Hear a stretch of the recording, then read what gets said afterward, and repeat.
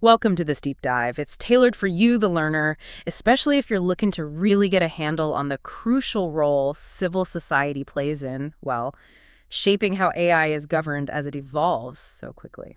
That's right. You've shared some fascinating material, and our goal today is to really unpack that. Yeah, pull out the key insights, make them clear, engaging, give you that real understanding without just drowning you in information. Exactly. We're talking about civil society, these organizations, individuals acting outside of government and business, why they're so vital for guiding AI.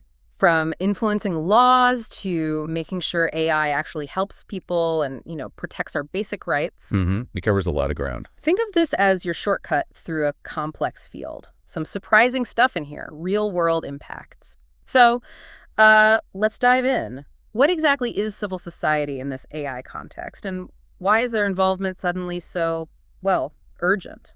Okay, so basically, civil society is often called the third sector. It's separate from government and the private sector. Right, like NGOs, community groups, that Yeah. sort of thing. Precisely. NGOs, associations, activist groups, engaged citizens. They operate based on principles like citizen engagement, definitely human rights advocacy, accountability, transparency. Pluralism, too, I think. Valuing different views. Yes, pluralism is key. Yeah. And voluntarism, people stepping up together. Now, AI governance, that's the other piece. Okay, so what does that look like? Policies, ethics? It's the whole package. Policies, ethical guidelines, standards, laws, everything that oversees how AI is developed, deployed, and maintained. The goal is responsible, ethical use. And the urgency. Why now? Well, it's because AI is starting to touch really critical parts of our lives, isn't it? Think about credit scores or how platforms moderate content, even public services. We need that independent voice more than ever. That makes sense. You can't just leave it to the tech giants or governments playing catch-up. That outside perspective is vital. Wasn't there a quote about this, Matthias Spielkamp? Yes, from Algorithm Watch. He said, technology does not exist in a vacuum. Something like its creation and impact depend on the context. Right. Depends on the context in which it is developed and used. That really nails it, I think. It really does. It just shows AI isn't neutral. Choices matter. And civil society pushes for choices that put the public first, protect our rights. Acting as a bridge, maybe? Between the public, government, and industry. Exactly. Right. An intermediary. And critically, pushing back against this idea that AI is some kind of magic bullet that regulates itself. So, okay, how do they actually do that? How does civil society make its voice heard on AI governance? Well, one big way is creating spaces for public participation.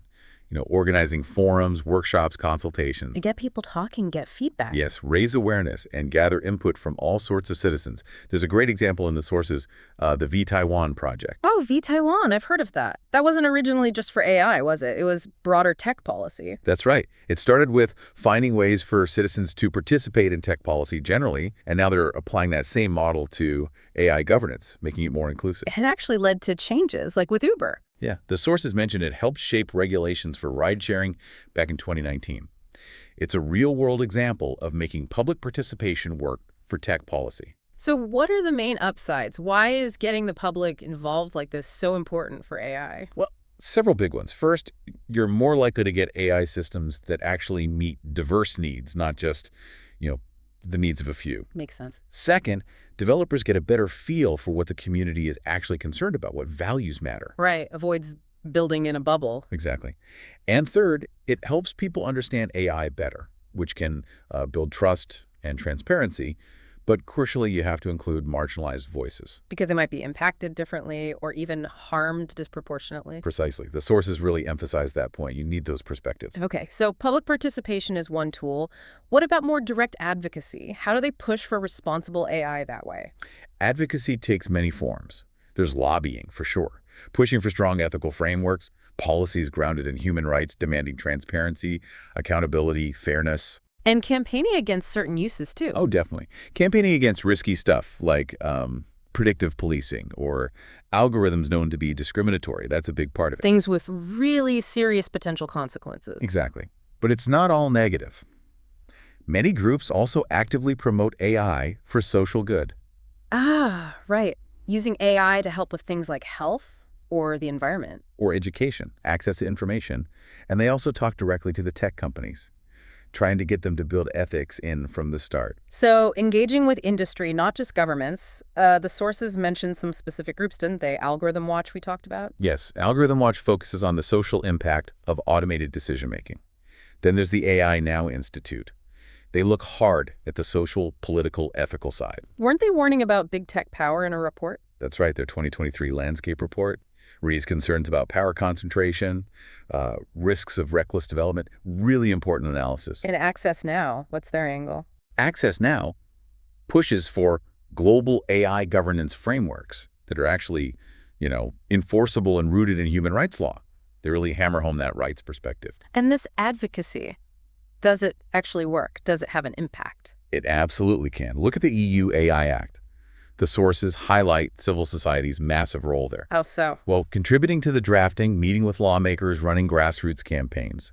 There's that statement from, 123 CSOs? Wow, under 23, that's quite a coalition. Yeah, back in November 2021, called an EU Artificial Intelligence Act for Fundamental Rights.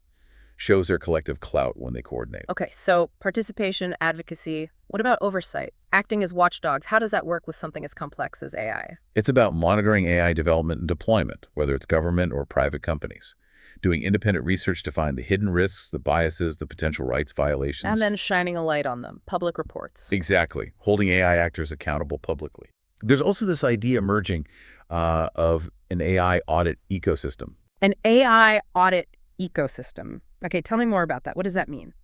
It's basically building structures for checking compliance and ongoing oversight, like we have for finance or other critical sectors. But there's a big hurdle, a regulatory gap. Even with laws like the EU AI Act, CSOs and researchers often can't get the data they need to do proper independent audits. So they can't really look under the hood without access. Pretty much. The sources stress the need for third-party audits and, crucially, access to data and models, especially for high-risk systems. Without it, oversight is really difficult. That seems like a fundamental problem for accountability. It is, and it makes it hard to verify claims about safety or fairness or spot harms early. This is also where whistleblower protections become really important. Right, people inside who can raise the alarm. Exactly. The sources mention California's SB 53 by Senator Scott Wiener, aimed at strengthening protections for AI whistleblowers. They could provide crucial inside information. Okay, so civil society is clearly vital, but it sounds like they're up against some serious challenges. What are the main obstacles? Resources are definitely a big one. I mean, compare CSO budgets to big tech R&D spending. It's just orders of magnitude different. Right. Hard to compete on funding, technical staff. Absolutely. That affects research, hiring experts, even just participating in lengthy policy debates. And then there's the knowledge gap. Keeping up with the tech itself. Yeah, AI moves so fast, it's incredibly complex. Staying current and developing deep technical understanding is a huge challenge for many CSOs. Feels like trying to hit a moving target. It really does. Then there's limited access sometimes. Getting a real seat at the policymaking table can be tough when powerful interests dominate. And the risk of being listened to but not actually heard. Co-option. That's a concern too. Okay. Plus, making sure they truly represent the diverse public and just coordinating effectively across many different groups. It does sound like a tough fight. That quote from the European AI and Society Fund report really hit home about laws not being self-executing. Yes, the one saying the AI Act needs ongoing civil society engagement. Right, needing resources for research, education, capacity building, tech assessments, policy analysis. The list went on and on. It's a huge list, and it just highlights the scale of the ongoing work required for meaningful governance. It's not a one-off thing. Definitely paints a picture. But okay, despite the challenges, the sources also mention opportunities, right? Ways for civil society to boost their impact. Yes, absolutely. A major one is simply the growing recognition of their importance.